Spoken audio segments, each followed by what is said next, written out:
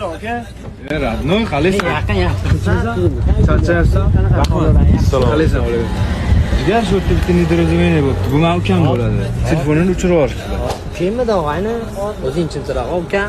Aka, ukangiz telefonni o'chirganimizda mana shu yerda turibdi. Ukangiz telefonni qayerdan olganini bilasizmi? Bu telefonni biz uchqonni bitta tanish qizimizga variantga qilib berdik. Korobkalari ham o'zimizda, emaykani solishtirdik. Ukangiz 2 kun oldin mana shu qiz telefonni o'chirib yuborgan. Malikadagi bolalarni kiydirmoqchi bo'ldi. Qanaqa qaraysiz? Betdi bolalar padarkanmi, brat? Tushunmadim ukam. Shunaqa qo'ling egri bo'lib qoldimi sani? Brat, akamni yaqin ekansiz. Bratishka jazigini ko'cha sistemada ish qilib bizani kiydirmoqchi bo'libdi-da. Mayli, og'ayni ko'rdingizmi? Akalaringiz oldida qanchalik uyalib qoldingiz. Shu qilmishlaringiz ertaga Robbingiz huzurida uyalib qolishdan qo'rqmaysizmi? Hammamiz musulmonmiz, bunaqa ishlar bizga yarashmaydi. Qo'rqmang, yozuvchi bo'lmaydi. Telefonni qizga o'zimiz topshirib qo'yamiz.